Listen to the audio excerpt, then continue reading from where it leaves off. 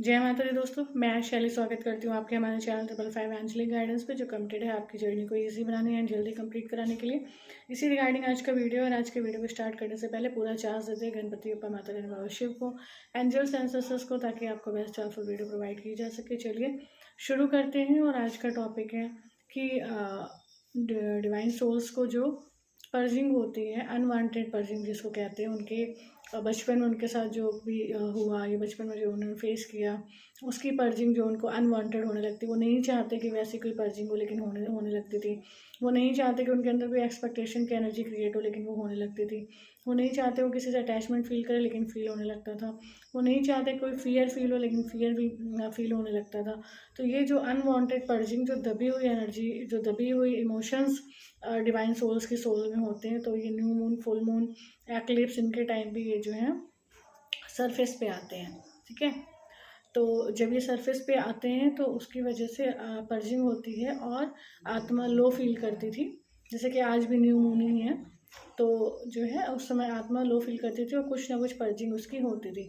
और ये पर्जिंग उन्हीं लोग की होती थी जो स्पिरिचुअल प्रैक्टिस को फॉलो करते हैं। उनके साथ नहीं होती है जो स्पिरिचुअल प्रैक्टिस को बिल्कुल भी फॉलो नहीं कर रहे हैं, और मतलब बस ऐसे ही इनर वर्क कर रहे हैं। मतलब ईश्वर के साथ योगी तो वे डिटैच, बाकी सब डिटैच होकर अपनी जर्नी कर रहे हैं, बट उनकी लाइफ में कोई भी स्पिरिचुअल प्रैक्टिस नहीं चल रही, चक्रास नहीं चल रहा, मेडिटेशन नहीं चल रहा है ना, और प्राणायाम नहीं चल रहा, हीलिंग्स नहीं चल रही हैं, ज्ञान नहीं चल रहा, गाइडेंस नहीं चल रही है, फॉलो नहीं कर रहे हैं। तो उनके जीवन में जो है जो चीज़ें वो होती थी, पर्जिंग उनको इन डिवाइन सोल्स को, मतलब इन सोल्स को बोलूँगी, चाहे वो सोल हो या डिवाइन सोल, पर्जिंग सबको होती थी। क्योंकि अगर आत्मा में कोई भी सप्रेस्ड इमोशन ऐसा था जिससे हील होना ज़रूरी है जर्नी कंप्लीट करने के लिए, तो वो पर्जिंग होगी ही होगी।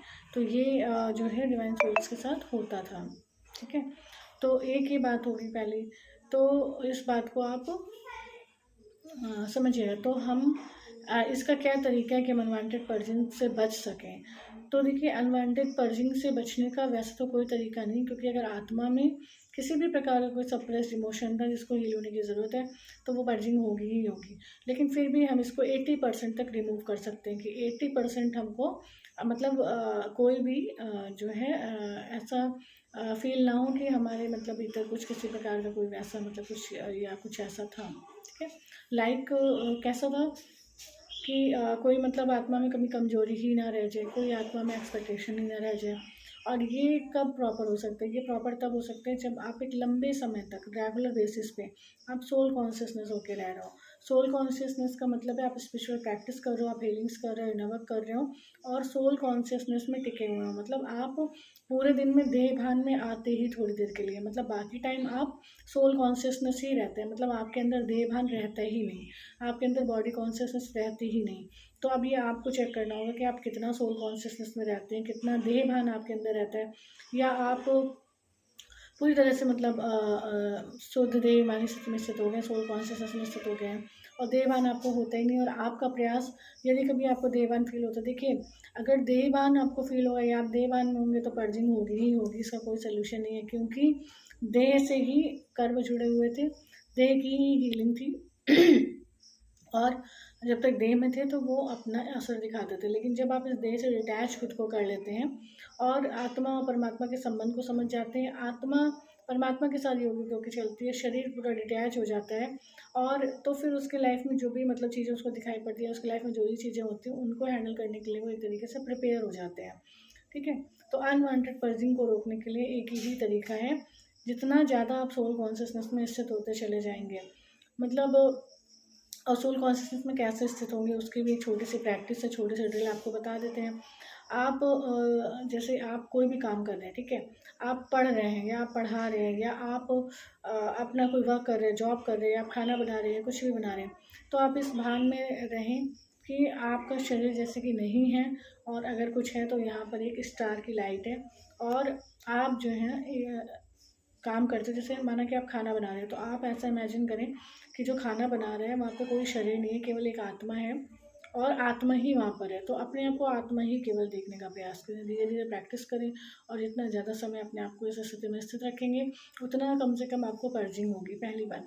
दूसरी बात, आपके अंदर यदि किसी प्रकार कोई कंडीशनल एनर्जी थी, कोई कोई भी expectation energy, attachment energy, addiction energy या हेट या जो है इमोशनल कोई एनर्जी थी, तो वो सब पर्जिंग होते थे। लेकिन जब आप डिटैच हो जाते हैं तो उस पर्जिंग का आपके ऊपर फ़र्क नहीं पड़ता। और ये पर्जिंग किस तरीके से होगी, जब आपकी पर्जिंग नहीं हो रही होगी तब आप सोल कॉन्शियसनेस में बहुत ईजिली टिक जाएंगे, और जब आपकी पर्जिंग हो रही होगी तो सोल कॉन्शियसनेस में आपको टिकना एक बहुत बड़ा टास्क लगेगा। आपको लगेगा सोल कॉन्शियसनेस में जितना ईजिली हम टिक जाते हैं उतना मतलब क्यों नहीं मतलब हो पा रहा था, ये चीज़ें होंगी। तो आपको इसके लिए भी अपने आप को प्रिपेयर रखना है। आपको ये नहीं सोचना है कि इस प्रैक्टिस को छोड़ देंगे, क्योंकि कभी कभी तो बहुत आसानी से हो जाता है और कभी कभी नहीं हो पाता। तो जो कभी कभी नहीं हो पाता था वहाँ पर दो चीज़ें होती थी, या तो बॉडी कॉन्शियस बहुत ज़्यादा हावी था, मतलब देह भान में बहुत ज़्यादा देर तक आप रहते थे, इसकी वजह से जो है बॉडी कॉन्शियसनेस में ज़्यादा रहने की वजह से वो चीज़ें ईजिली नहीं हो पाती थी कि आप पूरा कम्प्लीटली सोल कॉन्शियसनेस में स्थित हो पाए।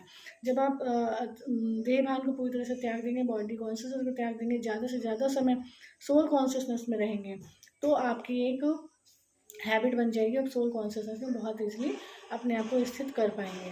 तो ये एक चीज़ है। और दूसरी ये है कि पर्जिंग जब होगी तो आप सोल कॉन्शियसनेस में नहीं स्थित हो पाएंगे, क्योंकि वहाँ पे पर्जिंग के लिए देह भान की ज़रूरत होती है, और ऐसा यूनिवर्स की टेस्ट की वजह से होता है, और दूसरा माया मैट्रिक्स के द्वारा लिए जा रहे मतलब आपको हिलाने के प्रयास की वजह से होता है। तो जब भी आप ऐसा ना कर पाएँ तो कभी भी आप निराश ना हो, आप ये ना समझें कि हम ऐसा नहीं कर पा रहे थे तो हम इस प्रैक्टिस को ही छोड़ देते हैं, या ये हमारे बस की बात नहीं है। भला कोई अपने शरीर को कैसे बोल सकता है, अंतिम समय तक तो शरीर में ही रहना था, तो कैसे इसको बुलाया जा सकता है। तो ये नहीं सोचना है आपको, क्योंकि यही उसका काम था। तो आपको ये नहीं सोचना है, आपको अपनी प्रैक्टिस को और ज़्यादा बढ़ाना है, अपने आप को और ज़्यादा जो है सोल कॉन्शियसनेस में स्थित करना है, शुद्ध देवानी से मिश्रित करना है, और बॉडी कॉन्शियसनेस को एक तरह से पूरी तरीके से भूल जाना है। एक टाइम ऐसा हो कि बॉडी कॉन्शियसनेस आपके अंदर रह ही ना जाए। तो इस तरीके से आप अपनी जर्नी को कंप्लीट कर पाएंगे, और जो अनवांटेड पर्जिंग आपको फील होती थी उससे भी आप अपने आप को फ्री कर पाएंगे, क्योंकि आप समझ जाएंगे कि ये पर्जिंग का टाइम था या ये टेस्ट का टाइम था। और यदि सोल कॉन्शियसनेस में नहीं उस तरीके से ईजिली स्थित हो पा रहे थे तो यहाँ पर केवल सरेंडर करने की ज़रूरत है। तो ये आज की गाइडेंस थी, आज आपकी हेल्प थी। आई होप बहुत सारी डिवाइन सोल्स जो इस स्टेज तक पहुंच चुकी हैं, जो जिनको यहाँ तक की नॉलेज मिल जानी चाहिए, उन तक ये वीडियो पहुंच जाएगा, और वो इस वीडियो को जो है सहजती एक्सेप्ट भी कर लेंगे, इस गाइडेंस को एक्सेप्ट कर लेंगे और फॉलो भी कर लेंगे। तो ये उन्हीं के साथ होगा जो इस लेवल तक होंगे, जो इस प्रैक्टिस में आ सकते होंगे, आना चाहेंगे या प्रयास करेंगे। तो हम सौंपते हैं इस बात को, और माता निवासी ने आपको इतनी हेल्पफुल गाइडेंस, इसलिए वीडियो को लाइक कर देना। हमारे सोल फैमिली 555 एंजलिक गाइडेंस को ज्वाइन करके नोटिफिकेशन बेल पर क्लिक करें। मिलते हैं अपने नेक्स्ट वीडियो में कुछ ऐसे tips tricks help and guidance के साथ जो आपकी जर्नी को इसी बनाए जल्दी कंप्लीट करें। Till then take very very good care of yourself दोस्तों। Love yourself, love your divine and do your journey honestly. जय माता।